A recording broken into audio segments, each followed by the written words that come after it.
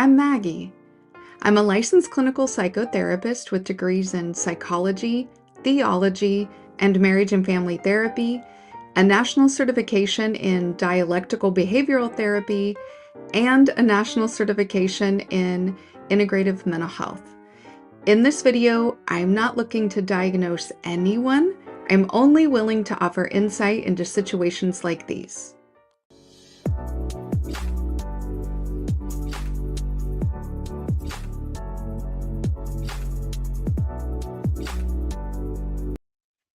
You'll notice I did not do the Keys of Enoch warning because the Keys of Enoch TV sent me a message.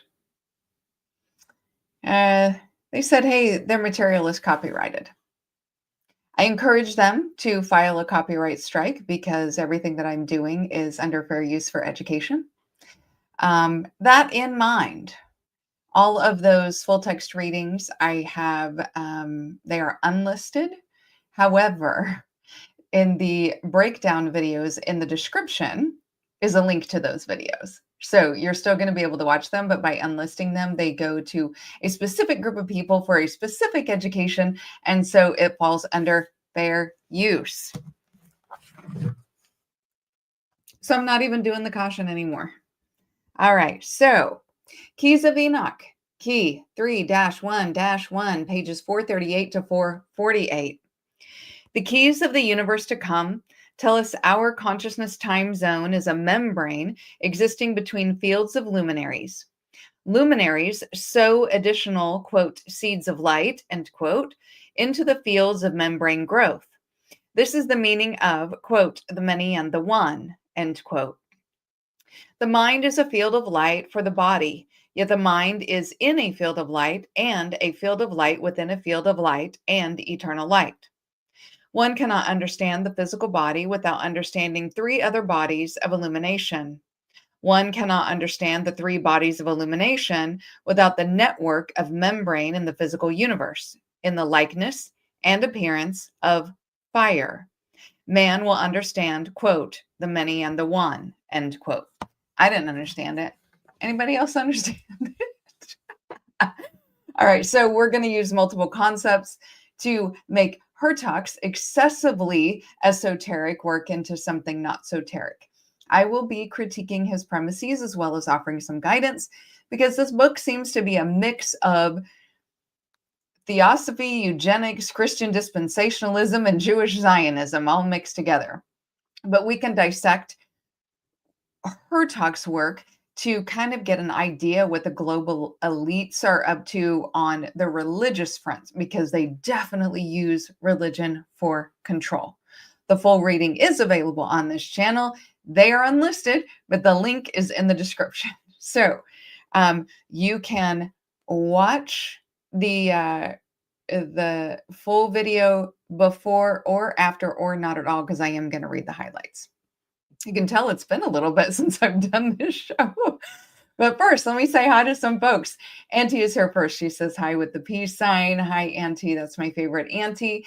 Adrian is here. He says, let's go. And also hello to all of you who are watching from the cloud. And he says, go, baby girl, go. Anyway, hello to those of you watching from the cloud. Please feel free to say hello in the chat. This is the best live tribe on YouTube, bar none. And also shout out to the replay gang. So let's do some highlights because this one gets really interesting and it really sets the stage for next week. Next week is almost going to be a special. In fact, the thumbnail is going to look different. The title is going to look different because of everything that he talks about. Man, we're really going to get into some game theory here, both on a metaphysical level, but then also just general game theory. So this sets the stage for that. So listening to this show is really going to help you for next week. So let's look at highlights. All right. The imprint of the divine mind upon the emanations of the Ein Sof, the limitless light, commissions a network of divine linkages which shape the universes continually being created. So that's verse 1. Verse 2, These universes emanate from the consciousness light forces that are shared by the Father's consciousness and the consciousness domains of the Elohim. Okay, so consciousness theory, which we've talked about on this channel. I like it. I like consciousness theory, right? It's based on God making man in his own image. Hi, Premier 91083. I'm probably just going to call you Premier. So thank you for saying hi. Peace sign to you as well. Vincent is here. I'm doing well, Vincent. Thank you so much. All right. So because you see an image, right, is also an imagining. Okay. So if I make something in an image, it's what I imagine in my mind. Okay. An image is an imagining, not a picture, not a photograph. When, the dudes were writing all this, there were no such thing as cameras. So an image is not a picture. An image is an imagining. So God made man in his imagination, in an image that he had of man in his mind. As in reality, all that reality is the thoughts of God. Like we exist in the imagination of God. I suppose it's also related in a way to the universe as a brain theory, which again, we've talked about on here, because universes look and act like neurons. Okay. So is it possible that we are like a quark in a neuron in a brain of a God, and we are its imagination? Or are we in the mind of just like another man, another creature? And if it goes that big, how small does it go as well? Because remember Men in Black, where an entire universe was in a marble on a cat's collar? Remember, they kept saying Orion's belt, and the cat's name was Orion, and so he meant the collar. If you haven't seen it, go watch it. It's fun. Oh, Premier 91083 is Armando. Hi, Armando. It's been a while since you've been in here. Okay, so that's I know who you are. You're part of the live tribe. Okay, awesome. So let's keep going with the highlights. Okay, the major goal is the sowing of seeds from the collective fields of the luminaries for the purpose of rejoicing in all of the infinite possibilities of unfolding the Father's mind. Now, all of that he has in bold. So that is very, very important. So he says that's the major goal. Okay. The unfoldment of the divine mind's programs of light energy purification. These are such long sentences. Requires continuous formation, restoration of divine seeds of light. Through this unfoldment, the entropic regions, parenthetically, of less desirable worlds are either restored or fall away as imperfect creation. So the first thing that I thought about was less desirable worlds, less desirable. Interesting. It might just be me, but does a perfect God create imperfect or less desirable things? That seems weird. Like with people, okay? Religion gaslights us to say everything is our fault, okay? That in his divine and perfect omniscient wisdom, he gave us free will. He's omniscient. He knew what was going to happen. And we decided to sin with it and mess it up. I mean, he made us, he made sin, he made free will. And he's supposedly omniscient, knows everything. So if he is all-knowing and omnipotent, then couldn't he see that coming? I mean, and if he's like, well, it's just a test, that's a setup. That's a setup for the gotcha moment, right? Like, I'm going to make you perfect. Then I'm going to give you something that will make you do things that will piss me off. Is this not starting to sound like a narcissistic relationship? And then you have to beg for forgiveness from me for the situation that I set you up in. And if I don't grant that forgiveness, you go to hell forever. Oh, and never forget, you have to worship and praise me incessantly and without pause your whole life. Oh my God, that is so super narcissistic. The gaslighting is just so much. Vincent says, seek him that made the seven stars in Orion and turns the shadow of death into the morning. I like that. Armando says, lifing the hell out of me. I'm the replay gang leader now, though. My girlfriend bought this book. She resonates with it. Okay. Well, remember in the beginning when we started going through it, a lot of stuff made sense. And then when we started seeing that he's referencing theosophy, eugenics, Aryan type things, that we were like, oh, wait. So I get it. I get it. Okay. Now, we must not forget that in the Old Testament, God approved. No, he mandated genocide. He mandated child marriage, land theft, and slavery. He told his chosen to do that. Who were they killing? Did you ever consider that? Who were they killing? Right? We are always told to read the Bible as if we were the chosen. There were no Christians in the Old Testament, FYI. So, whose children were they marrying? Whose land were they stealing? Probably your ancestors, my ancestors, right?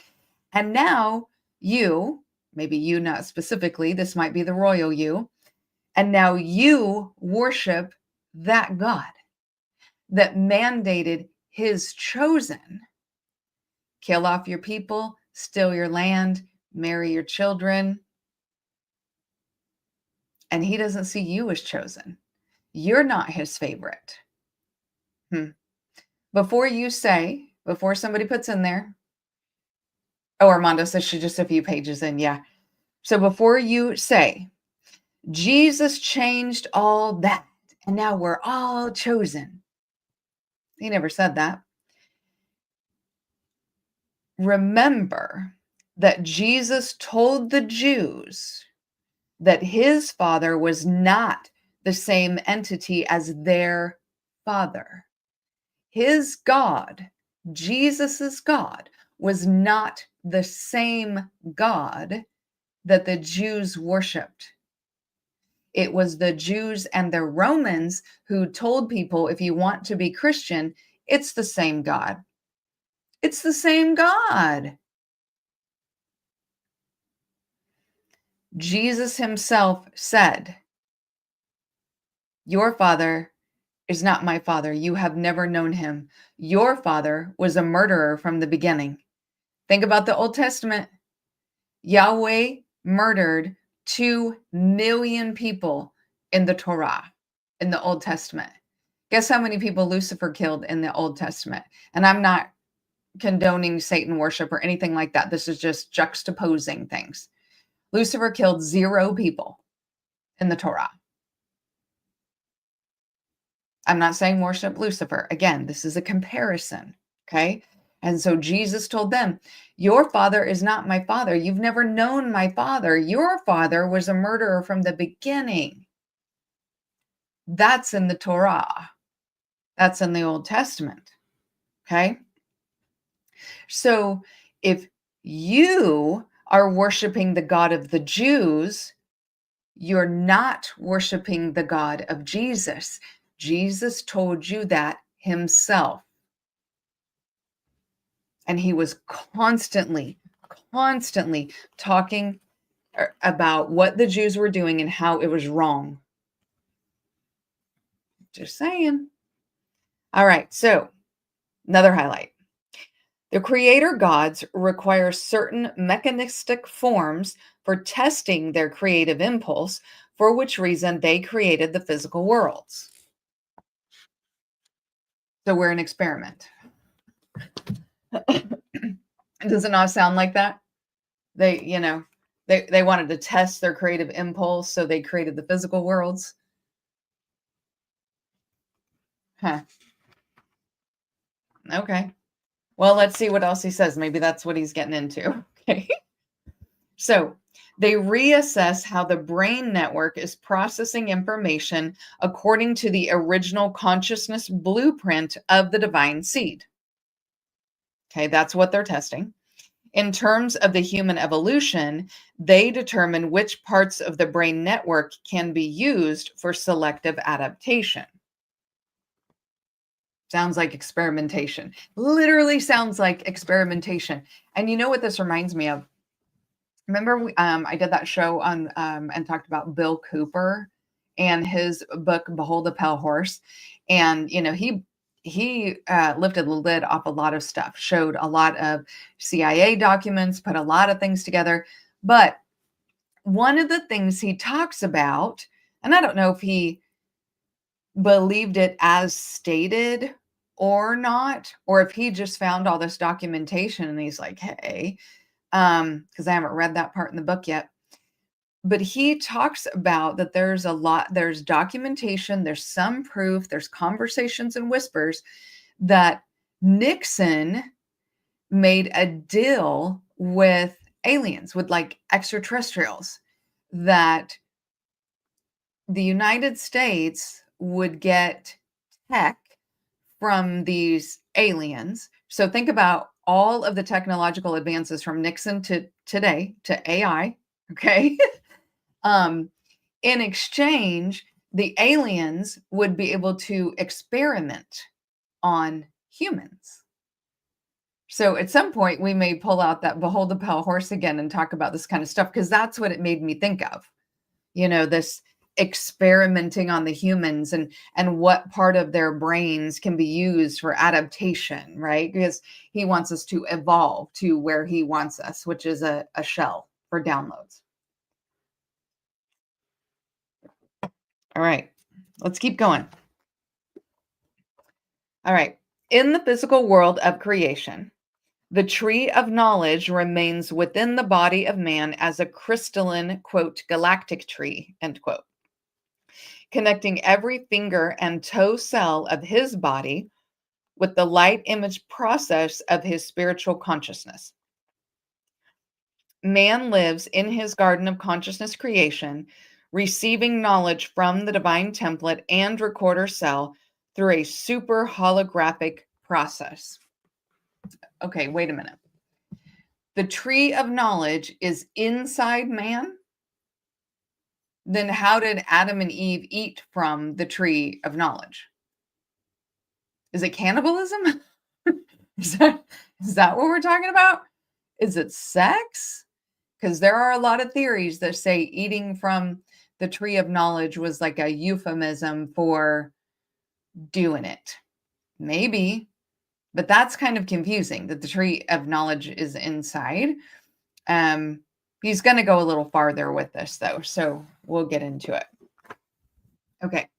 However, image formation and super holographic descriptions are meaningless for brainwave mechanisms to decipher mind-2 events unless they are amplified through quantum mechanistic corpuscles of light. Sometimes it feels like he's just saying words. Okay. The progressive, quote, seeding, end quote, of divine images takes place through spatial phase relationships, parenthetically, three-dimensional networks of expanded neurons, which work as super holograms emanating from a template.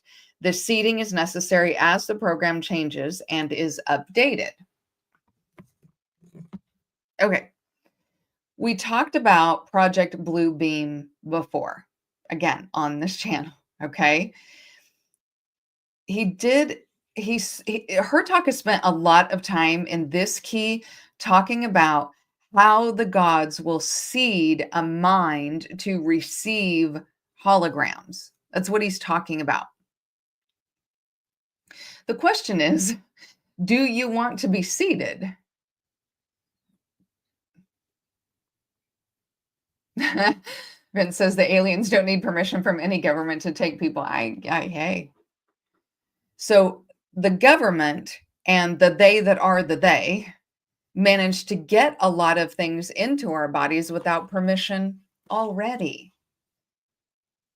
So let's talk about some things we know about what the government and the they that are the they get into our bodies without permission. So, number one, antibiotics, and hormones in meat and dairy. So, the antibiotics cause antibiotic resistance in humans. So then when we get sick and we go to take antibiotics, they don't really work as well, if at all. The hormones are not just growth hormones, there are synthetic hormones in the meat and dairy as well that then we're eating.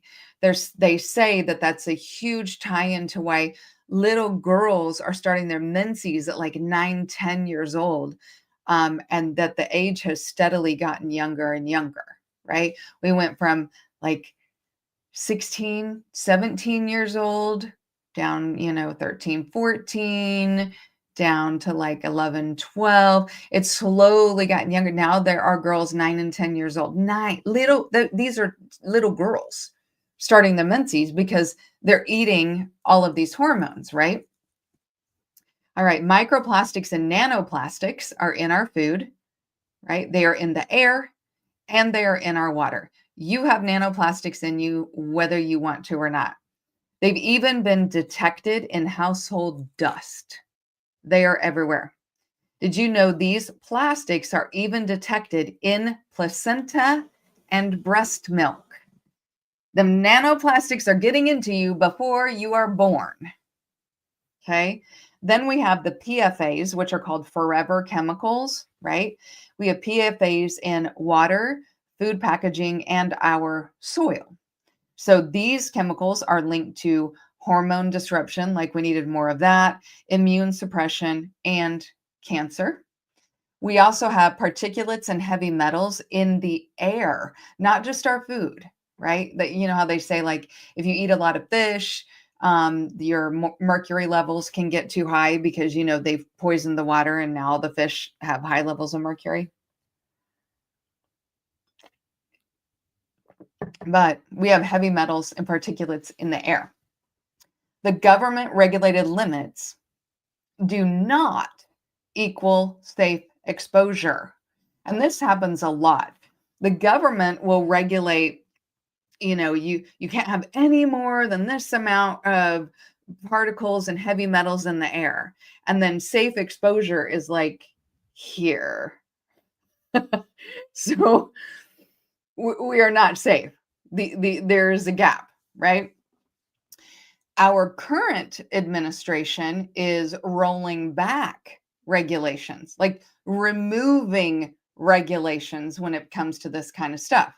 So every day, people breathe in the forever chemicals, the particulates, vehicle exhaust, refinery outputs, wildfire chemicals, and industrial byproducts. Okay. And last but not least, and this is not an inclusive or all-encompassing list, GMOs. Okay. The food additives not labeled in the US.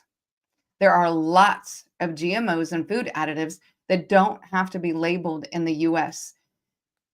Watch videos, talk to people who live outside the country. They will tell you how disgusting American food is. In other places, all these things have to be put on the label and people avoid them. Even our most popular foods have to be made different and more healthy in other countries, not here. Because everything is commodified and it is about making billionaires more money. Okay. The best label that you might get will say bioengineered ingredients. Maybe. But that's not all. There are some things that there is a lot of evidence to prove, but the they that are the they deny or refuse to officially acknowledge. Okay. So some of those things are pesticide drift. Okay. And this residue that gets on our produce, right? Especially glyphosate. Okay. It drifts from farms to nearby communities, and then it stays on food despite the washing of it, and it builds up in the soil and the groundwater. This residue has been detected in people who are not agricultural workers. So it is drifting. Okay. Then we have pharmaceutical runoff in water. So these pharmaceutical facilities, their stuff, the chemicals that they are making, is getting into the groundwater. Okay. And when we have a water treatment plants do not filter for medication. They don't filter for antidepressants, birth control hormones. Yeah, we need more of those. Anti-anxiety meds, antipsychotic meds, or even antibiotics. So we're getting all of it in our water.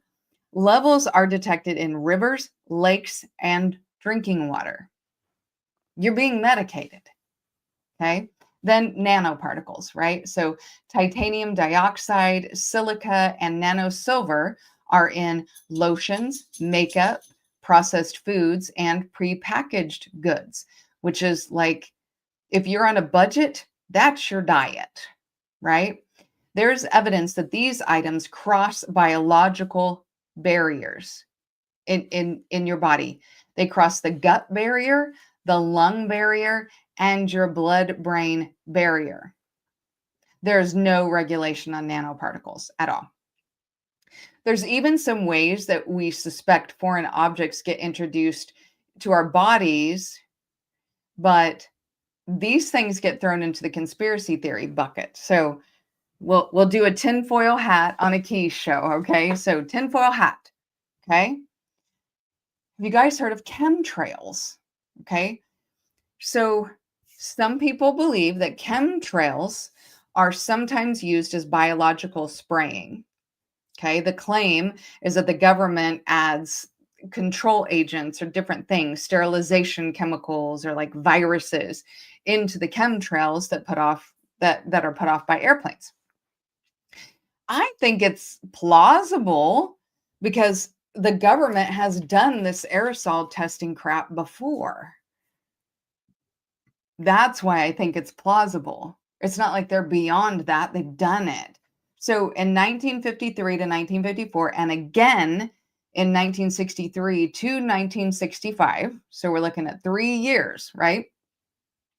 The US Army Chemical Corps sprayed zinc cadmium sulfide into Black neighborhoods. Just went along spraying, okay? No permission, no warning, no, this is spraying, right? This is a tracer agent used to simulate the spread of biological agents. So this like carrier cloud of biological agents they wanted to test. By the way, this was in St. Louis. Feel free to look it up, okay? No warning, no permission, no F's given, okay? They sprayed this agent while children were out playing, riding their bikes. People were going for walks, people sitting on their porch. They just went in there and sprayed. And again, this is while it's separated, this is 3 full years. The people described the fog as a dust that fell kind of like talcum powder, and they're breathing it in. Everybody's breathing it in, okay? Now, this substance is linked to lung cancer, kidney disease, bone damage, and birth defects. None of this was disclosed until a 1994 investigation. So they've done it before, but this gets added to the list of the American government testing on Black people, right? Like Tuskegee, Holmesburg prison experiments, Fernand radiation, nutrition experiments on orphans, and the Los Alamos plutonium injections, just to name a few. So they've done this stuff before. It is plausible that they're doing it again. Another thing we suspect that gets thrown into the conspiracy theory bucket: microchips in vaccines and injections. No known microchips have been found in a vaccine formula, but this theory persists due to DARPA research on nanotech and because they won't regulate nanoparticles. And DARPA also works with implantable biosensors and RFID technology advancements. And they need to test on people, right? And they tested on the population. They just super enjoy testing on the Black population, right, in the United States. But even when they wanted to test the COVID vaccine, companies in the United States wanted to go to Africa to do the human testing of the COVID vaccine. This is in the 2020s, guys. So, we can say it's a conspiracy theory about them, the they that are the they or the government or whomever testing on humans, but they've done this over and over and over and over and over. So these seeds that her talk is talking about seems highly suspicious when you keep all that in mind. So let's keep going with highlights. Thank you for allowing me my soapbox. All right. All right. When man progresses in his spiritual education during a meditative state, his electromagnetic body can be taken into other physical and consciousness worlds of light. There, he can receive education beyond his physical world of reference, which enables him to synthesize multidimensionality reality. He also gains a working knowledge of how his 5 body vehicles of energy can prepare him for the actual wearing of the, quote, Christ body, end quote. Okay, astral travel. That just is what that sounds like to me, astral travel. That's pretty well known about nowadays, although it's not a spiritual progress thing because children do this more than anybody else. Astral traveling, it actually seems like something we might lose as we get older and we have to work on.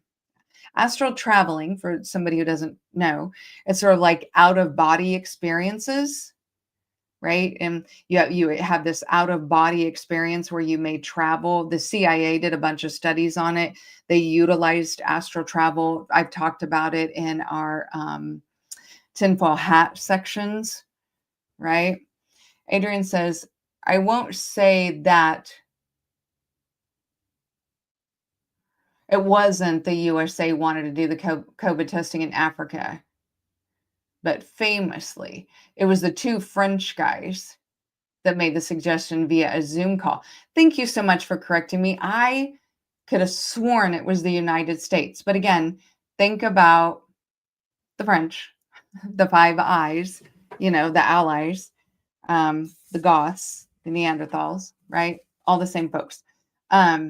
So thank you for that correction. That way, if people want to look it up, you've got that. Okay. So what I really want to address, though, is the part in the key that says, I'm already losing my voice. Okay, the part in the key that says, quote, one cannot understand the physical body without understanding 3 other bodies of illumination. One cannot understand the 3 bodies of illumination without the network of membrane in the physical universe. Because this sounds like the 3-body problem, which is my argument against monotheism.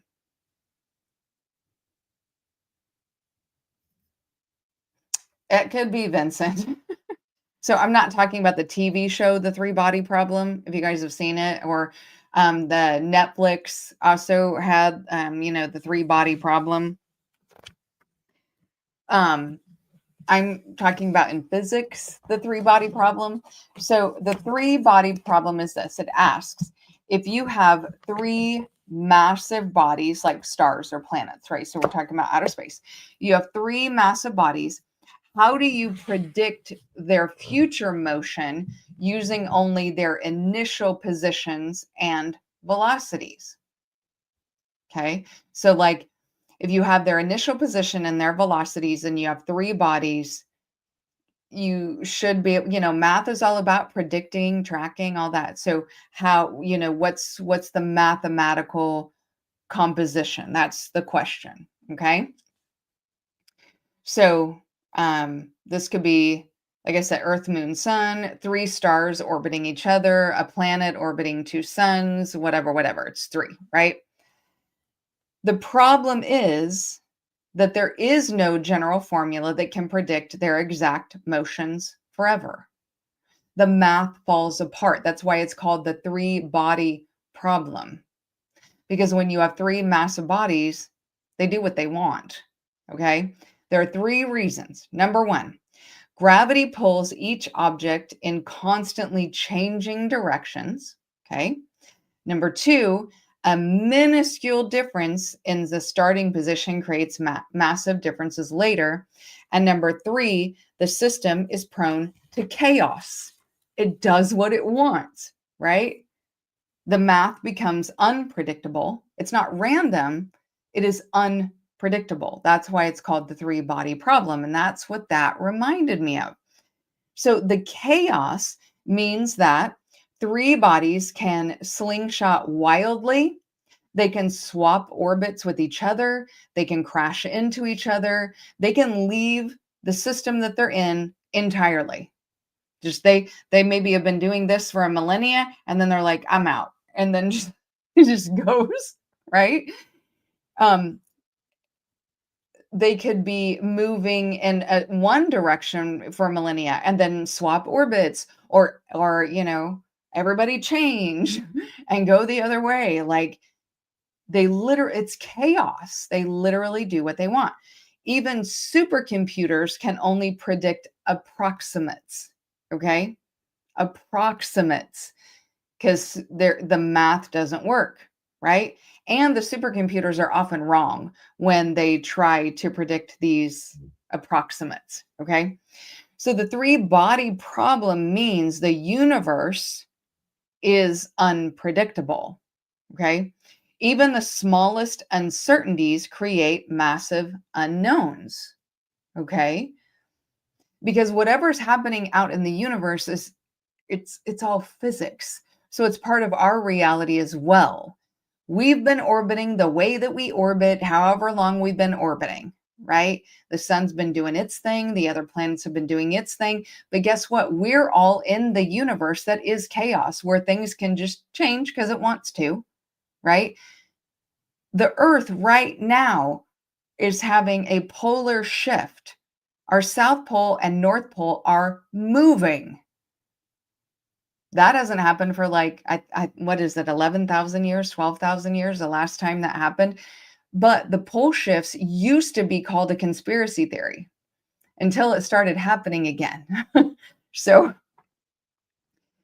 on the minute level, remember when I was talking about maybe we're in a brain and it goes that big, then how small does it go? And like Men in Black. So anything that happens out there happens here. This is hermetics. It's also mentioned in the Bible, as above, so below, as within, so without, right? Whatever's happening there is happening here, also happening on a microscopic level. Okay. So even the smallest uncertainties create massive unknowns. So let's apply that to us as humans, okay? Being a part of the universe, either God made massive celestial bodies with free will because they're chaotic and they do what they want, or, stay with me, chaos, change, and unpredictability is normal. That is perfection. Has nothing to do with free will. So either God, in some infinite creator wisdom, made these stars and planets and massive bodies have free will just like humans, or chaos, change, and unpredictability is normal. So every decision we make, every action and thought is based on our predictions, right? Just like those supercomputers are trying to predict a future approximate place and outcome, and they're often wrong. It can never be 100% right. We are doing the same thing. Everything we think and say and do and all that is based on us predicting outcomes, right? And we're never completely right either. Even the smallest little thing today can have massive consequences later or no consequences at all, and literally nothing changes. Okay. Right? We see this every day of our life. Chaos, change, and unpredictability is normal. So that means it is not inherent sinfulness. It's us trying to make predictions and doing the best we can with what we have to work with. And sometimes we didn't learn internal morality or value systems, and we have to figure that out as we go, right? There are people, I believe, there are people on this earth who we can call them soulless, we can call them malignant narcissists. You can use whatever language you want to use, right? But I think those people do operate in Schadenfreude, and they do enjoy watching the pain and causing the pain and suffering of other people. But most people are just trying to do the best they can with the predictions that they're making, right? Do you feel that way about yourself? So I want you to look at it this way. Stability is an illusion because everything changes, does it not? Everything always changes. And nothing can stay the same ad infinitum, right? Even if you hold still and try to keep everything exactly the same, change is going to happen because chaos, change, and unpredictability is the norm. So stability is an illusion. Anything can look stable for a long time before collapsing unexpectedly, like those three bodies. Perfection is an illusion. Nothing, no one, not one thing is or has been perfect, as religion defines it, because perfection is actually unpredictability, not predictability, because it's natural. It comes from nature. It is normal. It is how physics work. So unpredictability is actually perfection, not that predictability of what religion teaches us to be. Change is going to happen. It's the very thing that's preached against, though, right? You must do this all the time, every day for your whole life, right? Follow all the laws, do all the things, show up to church every Sunday, do this for your parents, do this for your kids, pray here, do this, and do it all performatively where everybody can see it. And you do it every day, and you praise and you worship God every day, and you beg Him and you plead Him for forgiveness every day, forever, and you're never going to be forgiven all the way. It's a setup. You can't ever live up to their version of predictability or of perfection because it's not perfection. It's unnatural. It is outside of the laws of physics, right? And it's wrong from a human perspective. It is wrong to even try to live up to that perfection, knowing you're going to fail. Gaslighting, right? It's like a why are you hitting yourself situation. Religion's got your arm and is banging it into your head over and over and over again, and then asking you, why are you hitting yourself? That's what it feels like, right? Hi, Obel, thanks for being here. Chaos is literally built into the fabric of our reality. Chaos is our baseline. Weather predictions fail. Same reason, right? Star systems behave unpredictably. We can't figure out what they're doing. Climate models require supercomputers, and even then, they're guesstimates, right? They give you these broad ranges, right? Orbital forecasts always break down. We can't predict anything in our reality, and all that we are trying to do on a daily basis is make predictions. So our thoughts, our words, our actions, what we do is based on our predictions of the future. And we can't keep everything in mind because everything's chaotic and unpredictable, and change is going to happen. The reality of reality is chaos, which is the direct opposite of determinism, which happens in religion a lot, right? Determinism is, I knew you in the womb, right? I have plans for you. I knew your future. It's God's will. God doesn't make mistakes. It's God's plan.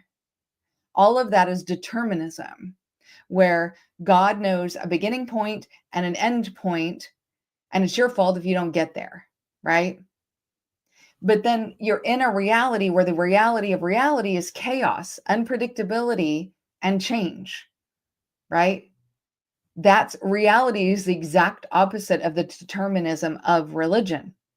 It's all just platitudes, and it's methods to either give yourself false comfort or a way to gain control of the masses.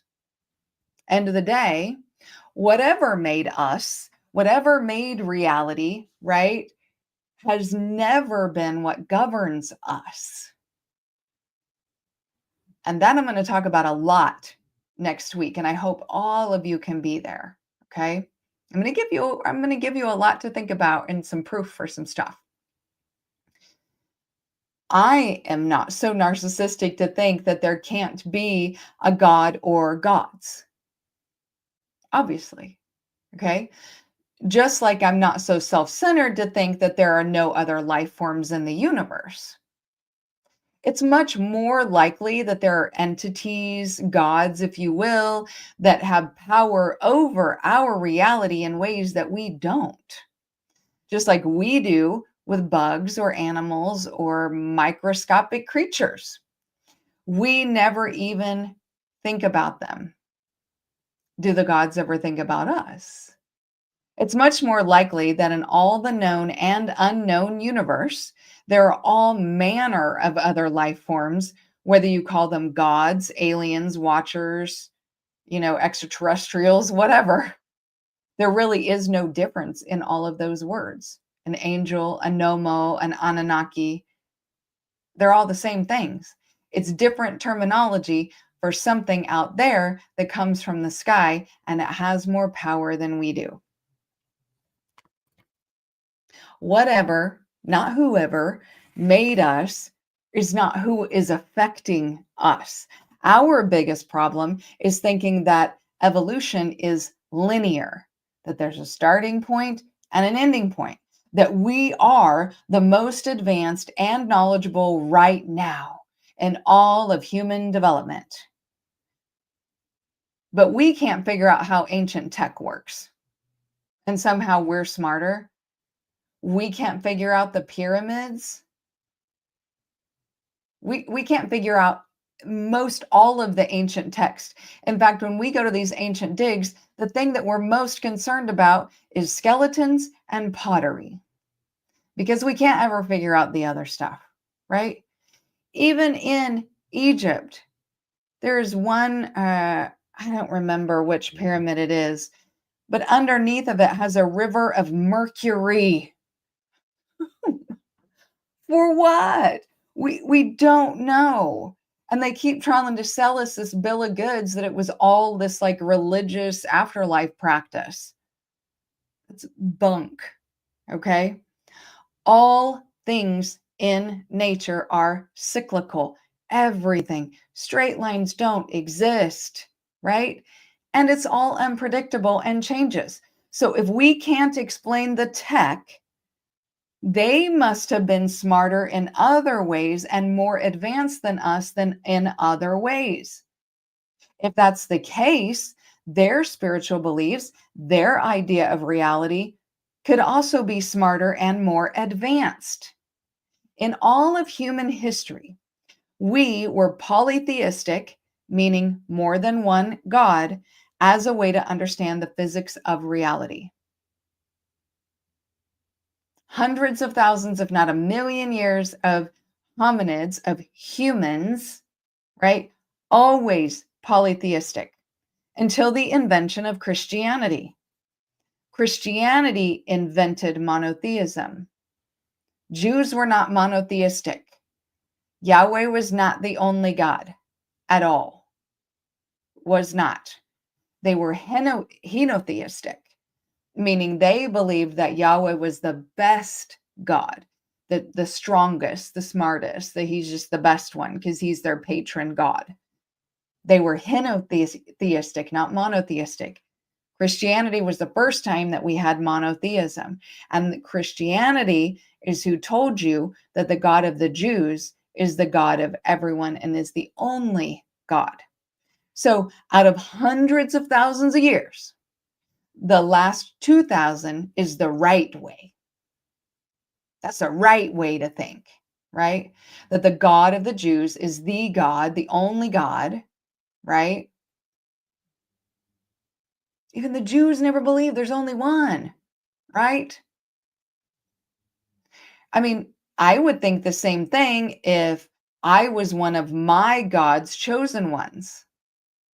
Then my God is the best. And they were chosen by their God. But who chose my people? But then again, I wouldn't think that God was so great if he dictated genocides, theft, rape, child marriage, all those kind of things. Although he gave all that stuff to his chosen people, okay? If he managed my behavior with fire and brimstone, with floods, famines, misery, think about Job, I'm not sure I'd choose him back. But maybe that's just me, okay? End of day, we've all been programmed globally to include the God of the Jews, Yahweh, into our worship of the universe. What does it mean if you give that much power to a God who doesn't really give a shit about you? Because you're not his chosen one. You're sending all this worship and praise and begging forgiveness and all this energy and emotion and everything to a God who didn't choose you. It's like handing bullets to someone who will kill you for their chosen people. Because there's, maybe Yahweh takes all of that power and energy and gives it to his chosen people. Maybe we've helped that God, that energy, that entity get stronger and stronger as it eats our praise, devours our worship, our begging, and our misery, especially at failing to meet the standards of the setup, right? We've done all that while we ignored and forgot the gods that chose us. And guess what? You don't have to know your God's name, but that's just something to think about. All right, so next Wednesday, we're going to go even deeper into that, into chosen gods and gods of the pantheon, because her talk gets even deeper. But this Sunday, we're going to talk about the lineage of child sacrifice. So hopefully you guys can be here Sunday. Hi, Spain Man. Thanks for coming in. Obel3 says, thank you, are one of the only few people to pronounce my handle correctly. Aw, good. I'm glad I did. I usually don't pronounce things correctly. So, hey. So anyway, I hope I can see you guys this Sunday. If not, I will see you next Wednesday. And now I'm going to show you a picture of my dog. Please like the video if you haven't already. It really helps the algorithm to know what kind of things you like. Share where you think it's appropriate, especially to someone who you think needs to hear it. And last, don't forget to subscribe if you haven't already. especially if you want to break down complex concepts that make the esoteric not soteric, helping you on your journey to become your most authentic self. Let's uncover the universe together.